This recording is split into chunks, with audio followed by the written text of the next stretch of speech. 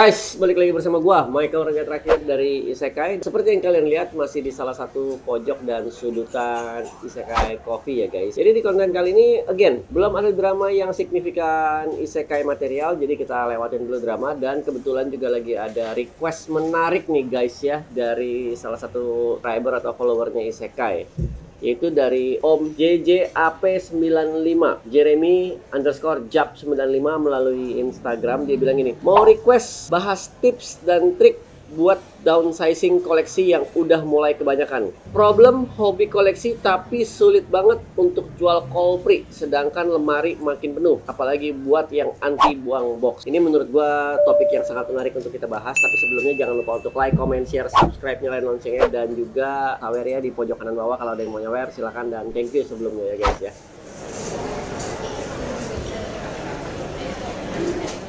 Oke guys, jadi masalah barang ya. Masalah barang itu adalah masalah kita semua sebagai kolektor. Apapun kolektornya, kolektor sepatu, kolektor game, kolektor kartu remi. Yang pasti juga adalah masalah buat kolektor toys. Karena kolektor toys itu jarang yang main di satu lini, tapi loncat-loncat lini. Jadi udah main SHF, main juga mungkin Lego, main juga mungkin Gunpla, main juga mungkin Plamo merek lain gitu kan. Atau mungkin juga main SOC, atau juga mungkin main ya apapun lininya lah. Jadi pasti barangnya banyak dan beragam dan banyak boxnya. Kenapa gue bilang barangnya pasti banyak ya? Karena kolektor. Kalau gue bilangnya kolektor kutu loncat ya mungkin barangnya sedikit. Atau kalau misalkan kita bahasnya kolektor karbitan ya mungkin barangnya sedikit. Tapi ini enggak ya, kita bahas kolektor yang beneran koleksi barang ya. Namanya aja udah koleksi, udah pasti banyak. Ini menarik menurut gua karena dia si Jeremy ini membahas tips and trick buat downsizing koleksi yang mulai kebanyakan. Jadi kalau koleksinya udah banyak, gimana cara downsizingnya? Nih yang lebih menarik lagi. Problem hobi koleksi tapi sulit banget untuk jual kolpri. Sama bro, itu bukan lu doang. Gue juga sadar koleksi gue semakin banyak dan tempat gue semakin sedikit. Tapi gue juga nggak rela ngelepas barang-barang ini. Setiap barang yang ada di Isekai, baik yang dipajang ataupun masih di dus, itu memiliki nilai-nilai personal attachment ke gua. Ada yang misalkan, oh ini dikasih sama si A, oh ini dikasih waktu gua lagi di mana, oh ini barang yang gua cari setelah sekian lama nggak ketemu tapi ketemunya di sini, oh ini barang hasil tukeran sama kolektor si ini, oh ini barang hasil nabung ini, oh ini barang dari gaji pertama. Memang susah banget untuk melepas koleksi-koleksi itu, walaupun gua, lu, kita semua tahu kalau koleksi kita ini udah kebanyakan. Dan lagi, gua kebetulan, ini gua kebetulan bukan tipikal box lover. Jadi box pengok gua nggak peduli. Kadang-kadang ada temen yang boxnya pengok minta tuker sama box gua kasih. Gua juga nggak peduli banget masalah box. Dan sombong amat.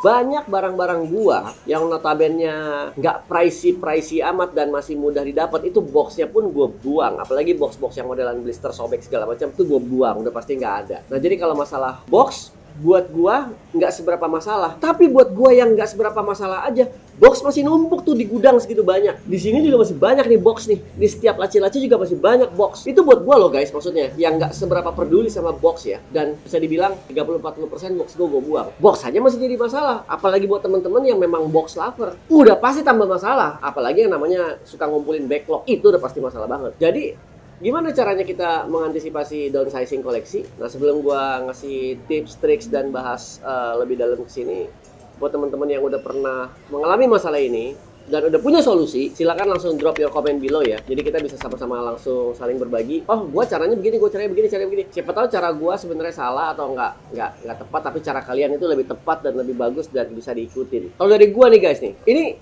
dari gua ya, nggak ada bener, nggak ada salah ya.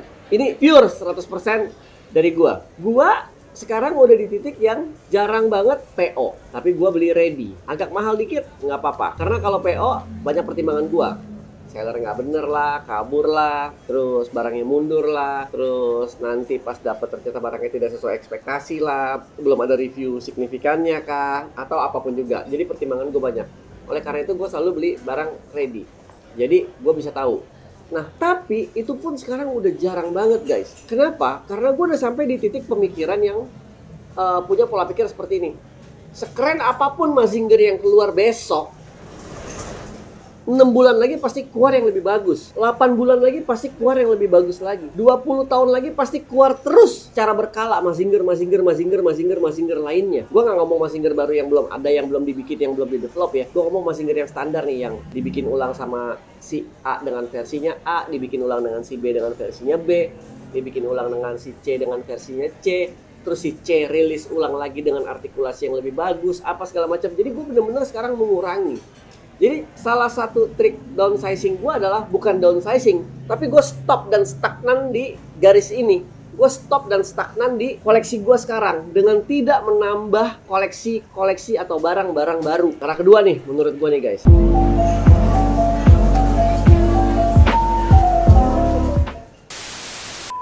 Gue gak tahu ya, teman-teman yang nonton ini adalah tipikal kolektor seperti gue atau tidak. Tapi gue zaman dulu kalau beli barang itu bisa 2 atau 3 untuk barang yang sama. Dengan pemikiran harganya naik, barang kedua bisa gue jual. Atau dengan pemikiran kalau misalkan ada barang yang gue mau tapi gue gak punya, gue bisa tukeran sama si temen gue atau sama sesama kolektor lain dengan barang yang duplikatnya gue atau triple-nya gue gitu. Jadi dulu tuh gue mikirnya seperti itu. Misalkan si Tian punya barang nih yang gue pengen, tapi dia pengen Mazinger gue, yaudah kita tukeran deh, tinggal tambahin dikit atau ya memang tuker guling atau apapun. Intinya gue selalu punya backup. Kalau kalian tipikal kolektor seperti gue yang beberapa barang punya backup, ada 2 atau 3 atau bahkan lebih gitu ya, ya silakan backupnya itu dijual. Itu lumayan guys, udah mengurangi stok lemari dan laci.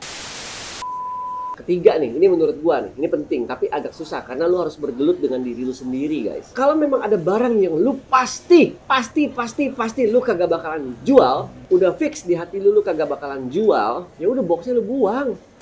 Know your fucking place, trash.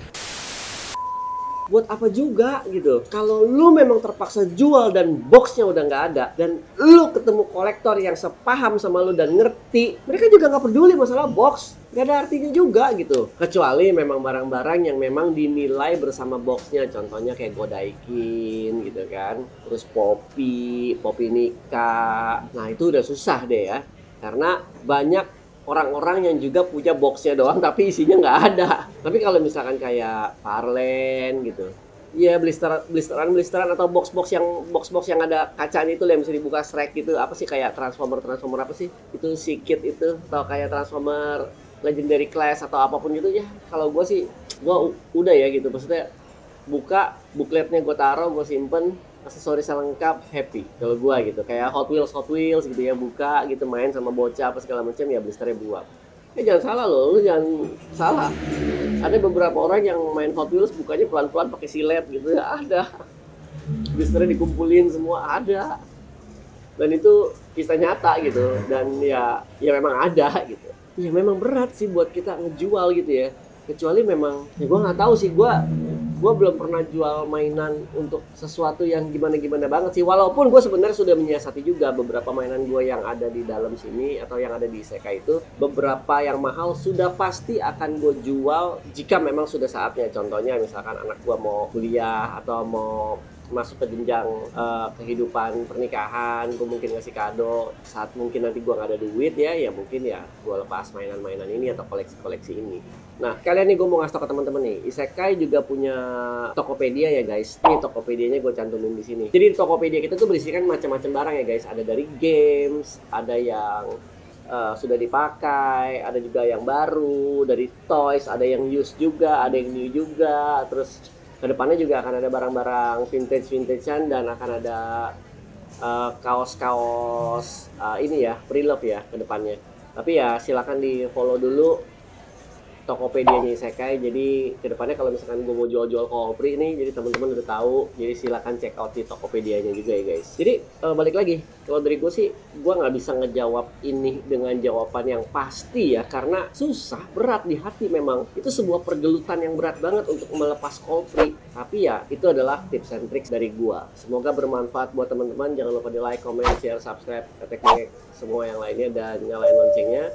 Terus habis itu juga sawernya di pojok kanan bawah kalau ada yang mau nyawer, ada yang punya rezeki lebih, silakan ya guys. Jadi Michael Chu aja terakhir di konten hari Jumat ini. Segitu aja dulu, peace out. Jangan lupa kalau ada yang mau nitip-nitip pembahasan, bisa kontak langsung di semua sosial media kita ya guys. Jangan lupa sekali lagi di follow dulu Tokopedia-nya Isekai, oke?